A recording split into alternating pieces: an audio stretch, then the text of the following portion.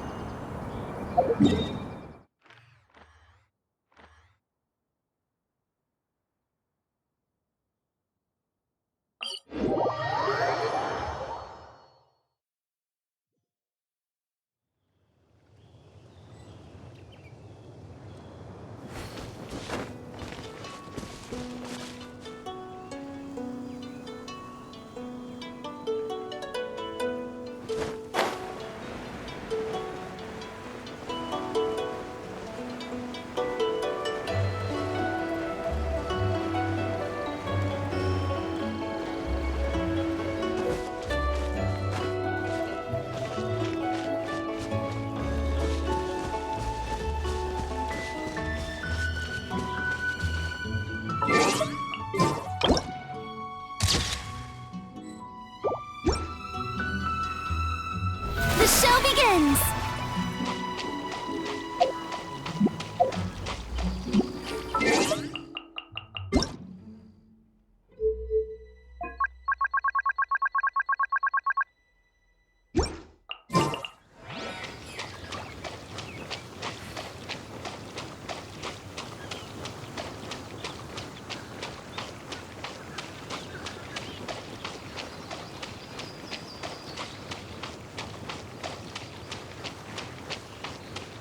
May I present?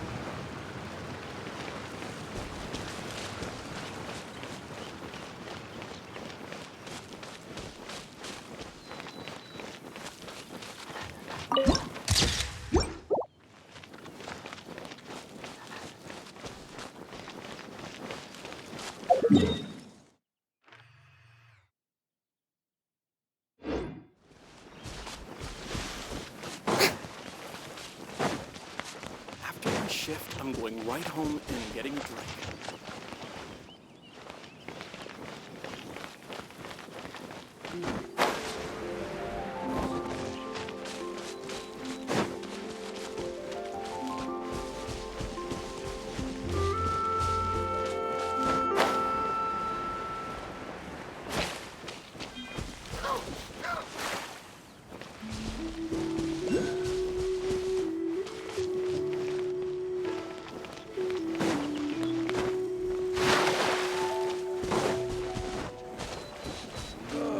Another cheese. Well, anyone cares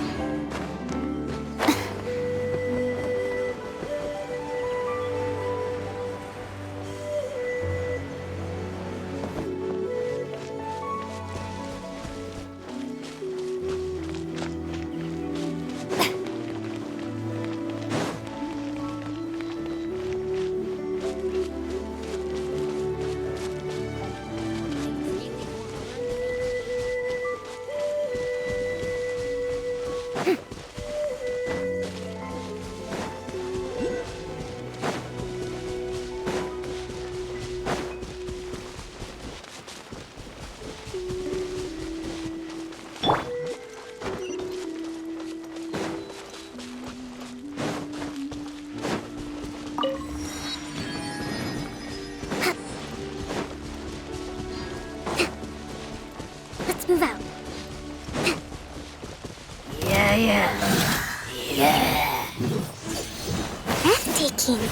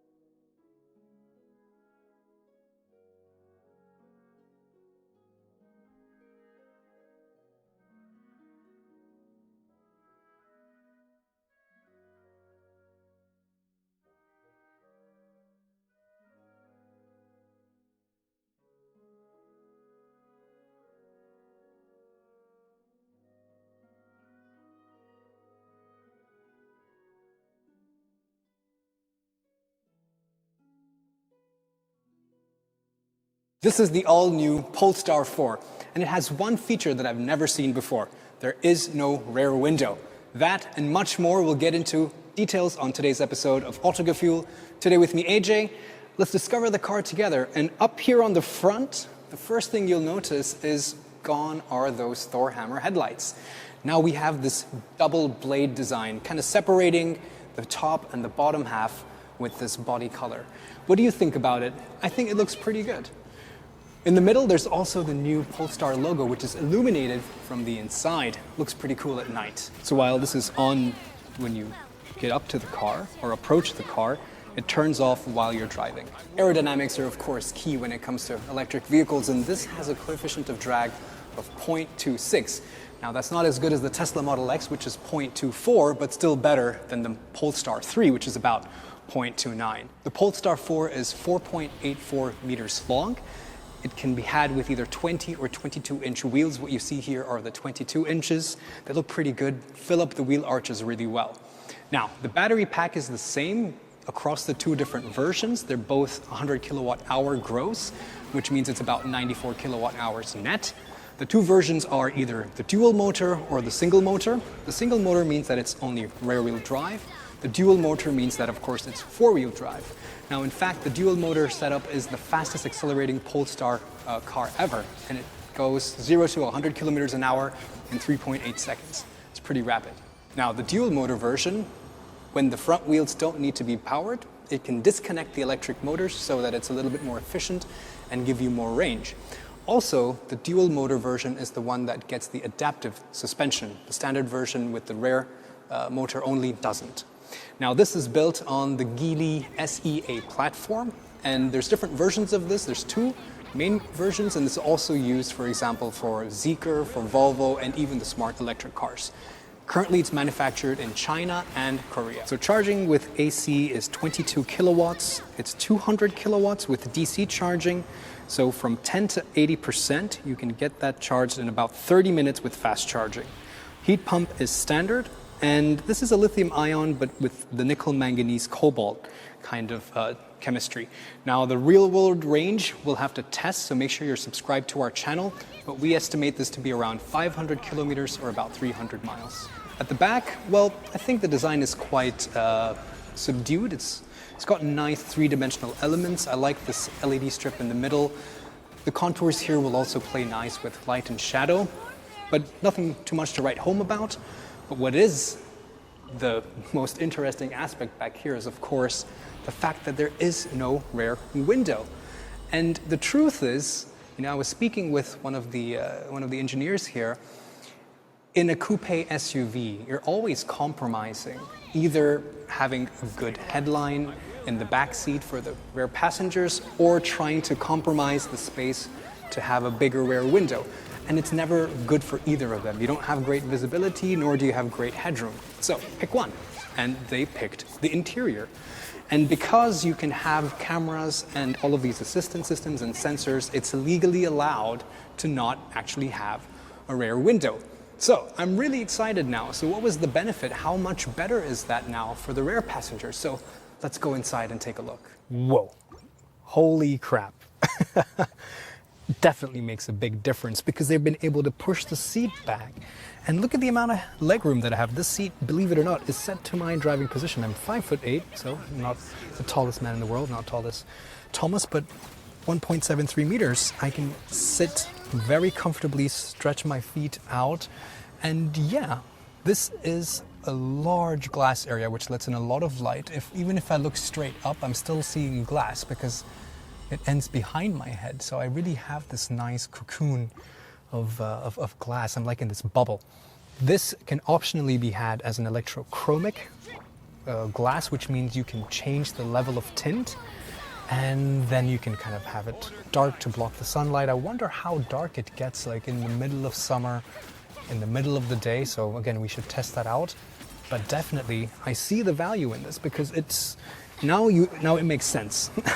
And the middle seat is actually also quite comfortable.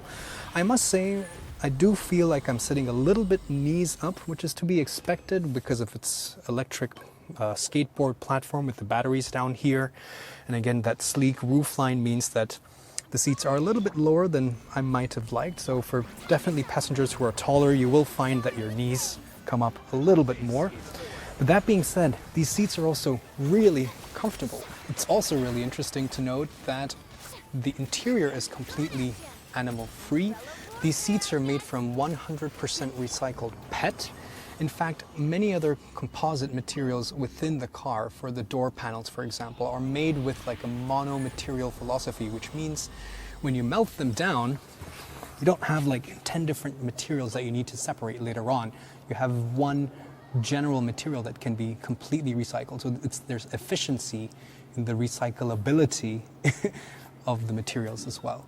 There's ISOFIX points with nice flaps so they don't get lost on the outside two seats only. And if I pull this handrest down, again, really nice and comfortable, but there's buttons on the side here, as you can see. I can use them to increase or decrease the angle of recline on the backrest. So again, very easy to get comfortable back here. I really like this interior. What do you guys think? I really like these light colors because it makes the interior feel a lot more spacious. That coupled with that ginormous sunroof means that you will never feel hemmed in.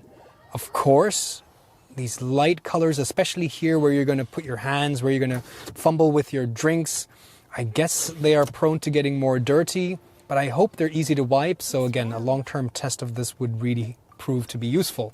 But quality of materials, surprisingly, it's fantastic. And again, goes to show that recycled materials doesn't mean that they're subpar at all. Such plush, soft touch. I like the textile here. Even this is so soft. It's like a piece of furniture, really. So in general, definitely very nice. The ambient lighting is also really beautifully executed because it also goes through these pores, the perforation on these materials. Funny thing, actually, this is again a bit of a gimmick. The colors to change the ambient lighting is based on the solar system. So the theme is the different planets and the sun. So now when I choose the sun, you can see that it's all yellow, and then Mercury is white, Venus is purple, Earth is blue, and so on and so forth. So it's fun. I think it's a nice way of having this. I like that you have that connection to the earth and the environment, so it all kind of ties in together. You know what I mean? Eco-friendly, sustainable Earth. There you go. I know what you're thinking. AJ, didn't you just say that there's no rear window? Why is there a rear view mirror? Well, first of all, it's a nice little mirror to look at your passengers in the back, but critically, if I flip that switch, this becomes a screen where we get a live feed from the camera that's mounted on the rear. And this is where you can see a wide angle view of the traffic behind you.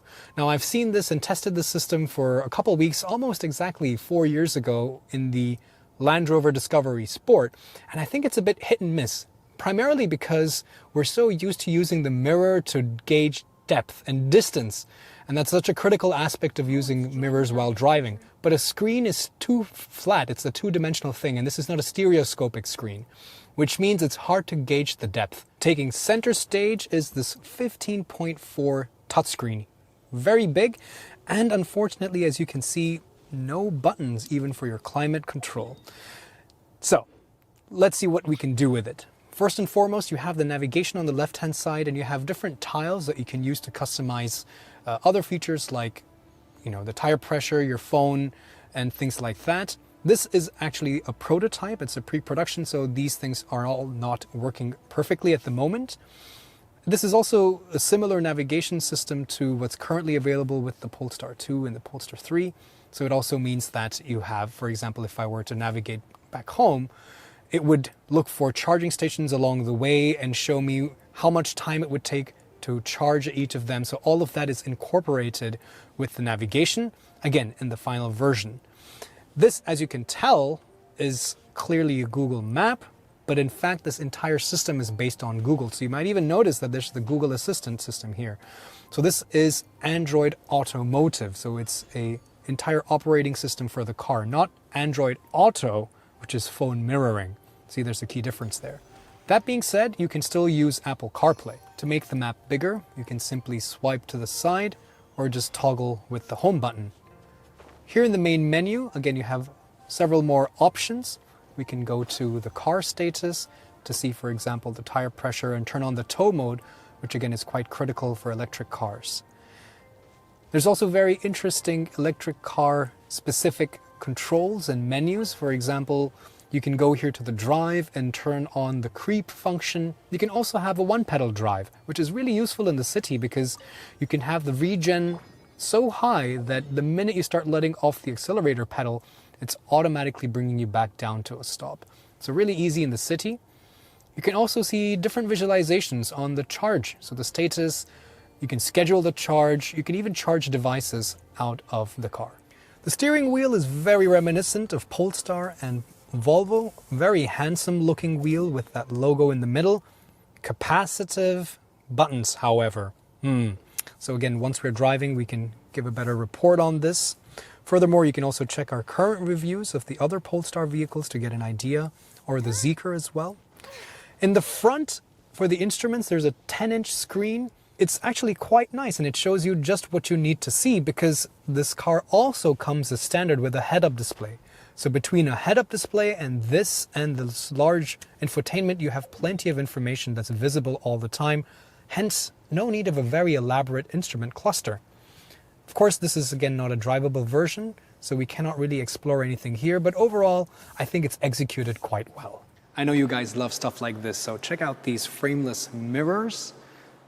Over here we have flush door handles and frameless windows. But what about the door closing sound, right? Let's check it out. Sounds pretty solid to me. Let's take a look at the trunk. This is 526 liters of boot space. Down here you have even more. Also a nice area to store your charging cable. You can also lower this the floor so you have a little bit more volume as well.